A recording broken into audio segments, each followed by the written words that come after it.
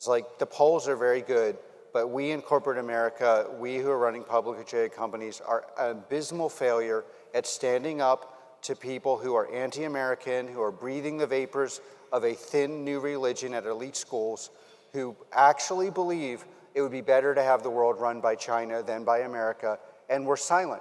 As far as I can tell, there are only 3 companies that have been publicly pro-Israel on October 7th. There's Booz Allen, sometimes we disagree with him, there's Anduril, and there's Palantir. 3 companies. We have to do better. And that's not a problem with the politicians. Of course the politicians don't do enough, with notable exceptions.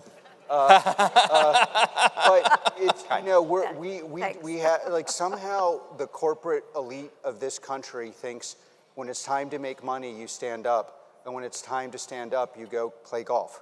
And like, we got to change that. That's our fault. That's no one else's fault.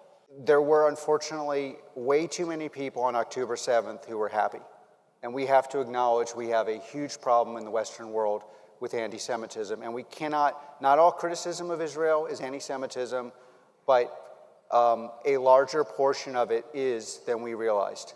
And we have to call it out. And I'm one of the largest donors to the Democratic Party, and quite frankly, I'm calling it out and I'm giving to Republicans. If you keep up with this behavior, I'm going to change. A lot of people like me are going to change. We have to really call this out. It is completely beyond the bounds.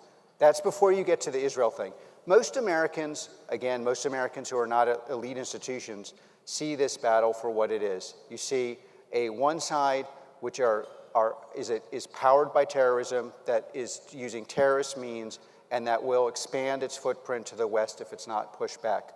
And I am not a legislator, but I am running one of the coolest companies in the world, and I'm telling young people, you are breathing the vapors of a dangerous, new, fake, and self-destructive religion when you are sitting at your elite school pretending because you watched TikTok twice and got an A+ on some crazy paper because your professor couldn't get a job anywhere else, that you actually understand the world. And you're not welcome at my company. I've always been interested, partly because I've had to be, about the difference between IQ and wisdom. And in Silicon Valley, we have historically had the smartest people in the world, but most people don't have the sense God gave a goat. And the American people are also among the smartest people in the world, but we have a wisdom advantage. So when I see that, what I really see is Americans are intuiting that if you want to hurt China and Iran, you better be able to be stronger than China, because it's the dominant economic force in the world. And it is actually different because you're competing against an adversary with peer-like economy, peer, or in some cases better engineering, and advantages and disadvantages in how they run their country. On the AI front, the misperception that most Americans have comes from something that is, it's this weird thing when you're the best in the world at something, like America is. America is by far the best in the world at entertainment, music, and software. It's so dominant in software that our B League, we have 5 products, any one of those products would be the most important, most valuable startup in Germany, by far. The most important question any VC asks before they invest is, where's your company? And if it's not here, you're going to have a hard time. And I was talking to someone who was saying off the record, and I've heard this many times, that Z says openly we're behind in AI, and that's because they are. And we underestimate, partly because a lot of the AI innovation goes into domestic commercial companies, and that's a separate issue. How do you get that advantage into the most important part of our economy, which is defense, or I would like to call offense, against our adversaries? The reason for the misperception is when you are just naturally good at something, you assume that somebody who's naturally good at things we're not, like in general, there's good or better at hardware. They have a system we wouldn't want to live in, but it appears to work. And so that's just wrong. The issue for us is, how do we make sure the advantage we have gets to the most important people, and those people are in this room? And that is the issue we have. The issue they have is they're behind. And they know it. And they have an advantage because they know it, and we have a disadvantage because we may not know it. You know, a lot of people won't work at Palantir, but unfortunately for our adversaries, many of the best people in the world only want to work at a company like Palantir.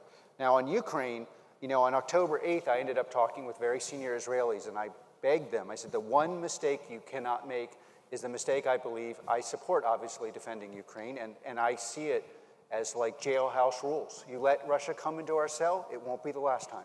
So, and this is what we do not teach at our elite institutions. It's not like, oh, hey, we switch papers. But you have to show Americans in a visual way the savagery of our adversaries. Americans, as these numbers show, are way too decent to ever imagine what Hamas would do. Almost no American can imagine what Hamas did. Very few Americans can imagine what Russia does and why. You have to show them. And we have to have a more direct dialogue with people that's visual and passionate, and where you say, yeah, you're just completely full of that, you know. Like, you have to have that dialogue. We do not bring that dialogue. And of course, the American people wander off, because if they don't believe you believe, I mean, really believe, and you're not showing them the actual facts, they have other priorities, and they do see a looming China, which really scares them. And so, you know, I think there's a lot of room to improve these things, but I think that's the mistake that was made. We have the moral high ground. We should not cede it by saying we're making money. Of course You can make both. You can make both. Well, we shouldn't cede it by saying that the reason we're doing this is the because we want to make argument, more tanks. You have to That win the is argument. ceding the moral. You have to win the argument with people who disagree with us. Everyone here, if you make that argument in Europe or in Harvard University, people are like, okay, great. So you're saying we're going to. One of the key lessons of Silicon Valley dominates the world in the most important area, which is technology and primarily software, now AI. We make moral arguments. We build our companies around those moral arguments, unless we're consumer internet, in which case we're mostly lying. But, and then we make a lot of money. And what I don't like about that argument is, it's like, yeah, we're making money. I didn't say we're making money. We are creating jobs. We are creating hot production lines for the concerns. I mean, when you look at the polls, people are worried about China. This is helping us to prepare to defend against China. This is our effort in Ukraine is actually making it less likely that China will invade Taiwan. The argument is, you have to make it from a national interest. There's true and persuasive. You're making a true argument that's not persuasive to people I would talk to. Okay, well, I think most argument. Republican voters, where we're lagging, care about national interest. I mean, the problem we're making is we're making the arguments purely in moral. I'm a believer in making the moral case for helping Ukraine. It's the right thing to do, but it's also the right thing to do for America. By winning in Ukraine, we are not only going to hurt Russia, we're going to hurt China, but we're going to do it in a way where we learn lessons that give us military and economic superiority over China. You will see Americans follow it. But the argument that is being made now is we do not show people, either in Israel or in Ukraine, what's actually happening on the battlefield. Then we make this kind of argument, when instead we should be saying, we have the moral superiority, and the way the Ukrainians won on the battlefield, we are going to learn those lessons, we are going to import them to America, and we are going to scare the bejeebers out of China. That's an argument Americans will follow. I don't see people making that in my industry enough.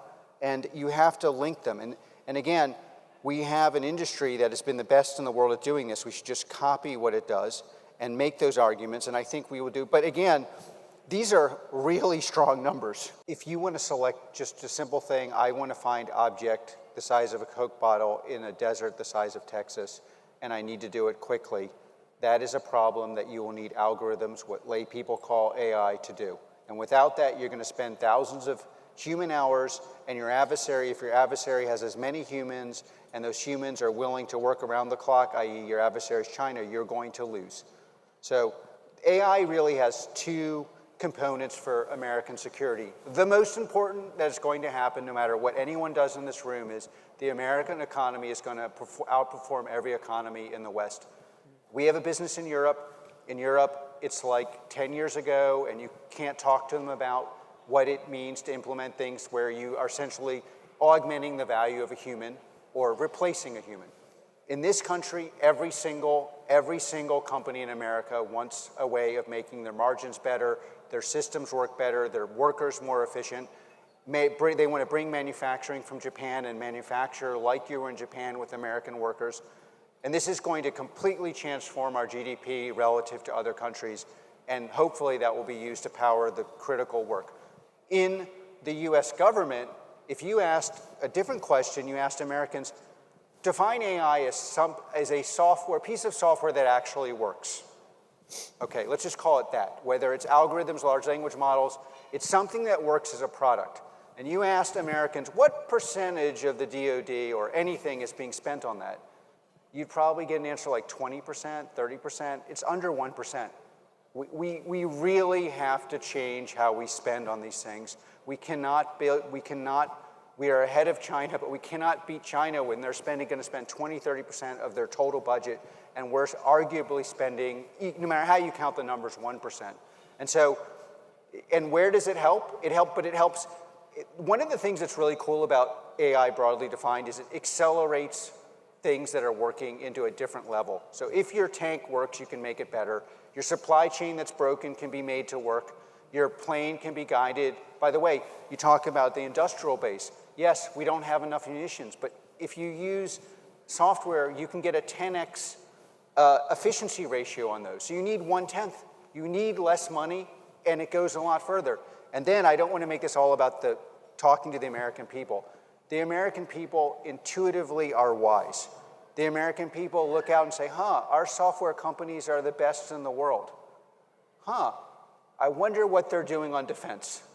And like, you want to connect with the American people, you've got to connect to things they see, they use. And that actually will change how the American people will support these things. If you look at like the rough numbers, if you look at market cap of American companies, say, compared to European or any other companies, we're back to like the 60s, where America is just dominant. So in contradiction to what I said before, I think, first of all, I should make the economic argument, which is, like, we are winning. And it's going to get worse and worse and worse for our NATO allies because they're making terrible investments in tech. And I say this as I've screamed at people in Europe where that's not going to change.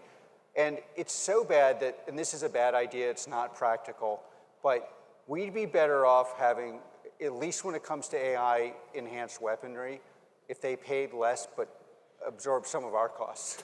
Because like, what really a lot of these programs are doing, if we're being honest, is just taking 2% and spending on their local industry, which in the hardware context might be a good idea, but if you have a software industry you're killing by creating protection and keeping companies like mine out, you have no future in the area that's the most important thing.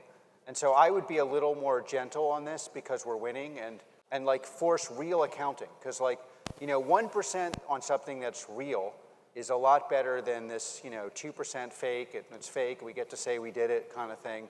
That doesn't serve anyone.